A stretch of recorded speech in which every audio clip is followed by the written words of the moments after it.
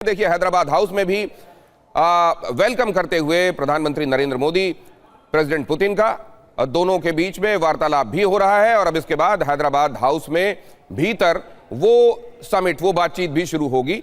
और यहां से क्या महत्वपूर्ण खबरें हैं, हमारे संवाददाता, दोनों ही संवाददाता यहां से आप तक प्रतिपल खबरें पहुंचा रहे हैं। मनीष झा के पास एक बार फिर चलते हैं। मनीष झा, ये तस्वीरें भी बहुत अद्भुत, उसी तरीके से जिस तरीके से कल लैंडिंग के बाद से लेकर अभी तक हर एक तस्वीर, हर एक फ्रेम अपने आप में बहुत सारी कहानियां संजोए हुए हैं, वैसे ही ये एक और महत्वपूर्ण तस्वीर और फ्रेम।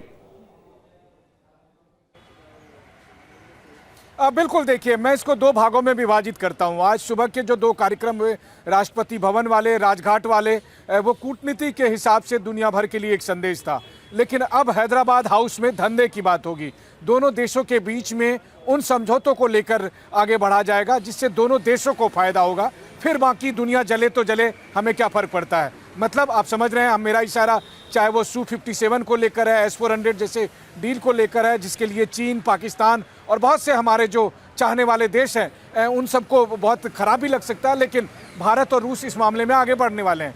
जो दूसरी बात है कि भारत जब ट्रेड को लेकर, पेमेंट सिस्टम को लेकर जो समझौता करेगा तो जाहिर है उससे अमेरिका और पश्चिमी जगत को बहुत अच्छा नहीं लगेगा। लेकिन देन फिर आपके अंदाज में कहूँ तो की फर्क पैदा है, सो हम तो आगे बढ़ने वाले हैं, तो उसको लेकर भी डील होगा। और जो तीसरी बात होगा वो है कि हमारा जो हिस्टोरिकल कनेक्ट है उसको आगे बढ़ाते हुए, चाहे कल्चरल का है या पीपल टू पीपल कनेक्ट है, जिसमें कि यहाँ से भी जो लोगों को रूस में जाकर काम करने के अवसर की बात है, ये सारी चीज़ें हो रही है। तो ये तमाम डेवलपमेंट है। और दिनेश, अब के बाद से मैं हैदराबाद हाउस के अंदर जा रहा हूँ और फिर वहाँ से आपको एक एक जानकारी दे पाऊँगा उस हैदराबाद हाउस में जहाँ पर राष्ट्रपति पुतिन होंगे, प्रधानमंत्री मोदी होंगे और साथ में TV9 की तरफ से मैं उन ऐतिहासिक क्षणों का गवाह बनकर अपने तमाम दुनिया भर के दर्शकों तक वो सारी जानकारी पहुंचाऊंगा। मनीष, आप प्लीज जाएं और ये खबरें सजोएं, तब तक हम यहाँ अपने मेहमानों के साथ भी बातचीत करते हैं। कार्तिकेय सर, ये जब तमाम चीजें हो रही हैं, लेकिन उधर रशिया की तरफ से पहले दिया गया एक इशारा लिमिटलेस पार्टनरशिप का, और उसके बीच में होती है चीजें, क्या एक तरीके से उसको शब्द बेशक ना दिए जाएं कि ये लिमिटलेस पार्टनरशिप जैसा कुछ होगा, लेकिन भारत बहुत आगे बढ़ रहा है क्या रशिया के साथ, और ये एक चिंता होगी क्या चाइना और अमेरिका के लिए?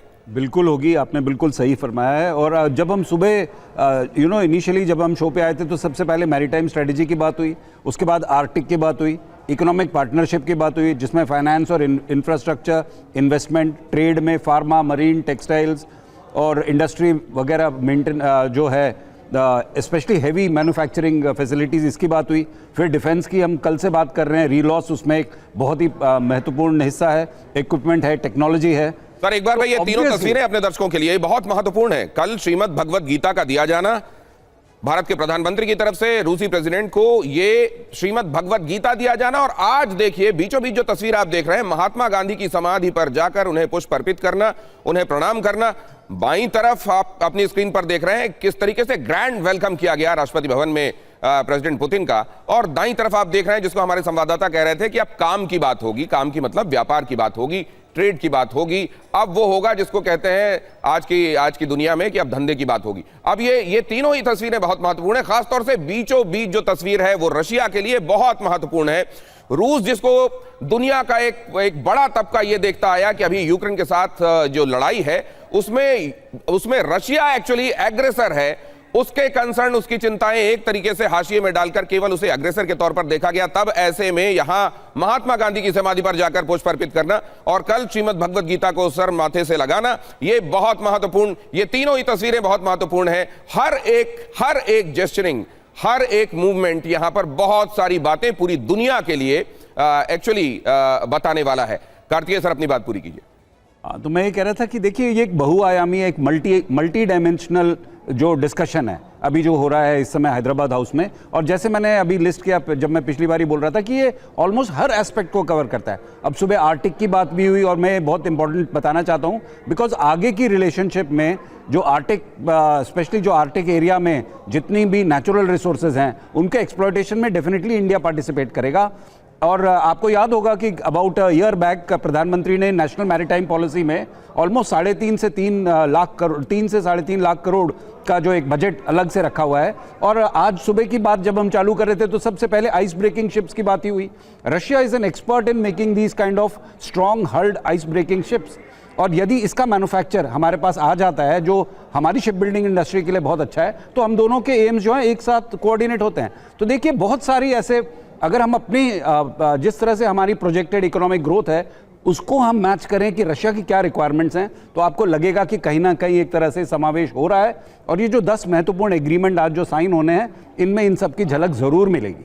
देखिए ये इस सब की झलक दिखाने वाला, लेकिन अब एक दूसरी बात जो मैं बार बार समझना चाहता हूं, एक लाइन जब खींची जाती है लिमिटलेस पार्टनरशिप की बात करके, तो उसके आसपास होने वाली तमाम चीजें एक्चुअली उसके मुकाबले छोटी लगेंगी, या वो बहुत महत्वपूर्ण है और लिमिटलेस पार्टनरशिप की तरफ ही असल में बढ़ता हुआ कदम है? प्रोफेसर अमिताभ, देखिए हमारी पार्टनरशिप लिमिटलेस तो शुरू से रही है, कम से कम। सर सुरभि हमारी संवाददाता कुछ बोलना चाह रही है, मैं आपके पास लौटता हूं। जी Surabhi.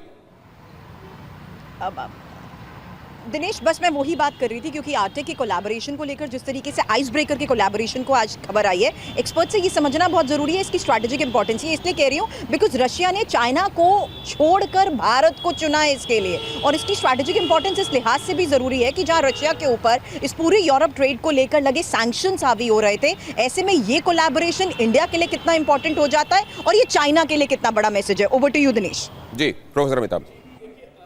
Arctic is the new Africa, ये हम मानते हैं अंतर्राष्ट्रीय राजनीति में, क्योंकि आर्कटिक का इस समय प्राकृतिक दोहन शुरू होगा, और जैसे जैसे आइस मेल्ट कर रहा है, ग्लेशियर्स वहाँ पिघल रहे हैं, आर्कटिक में जाने का रास्ता भी बनता जा रहा है।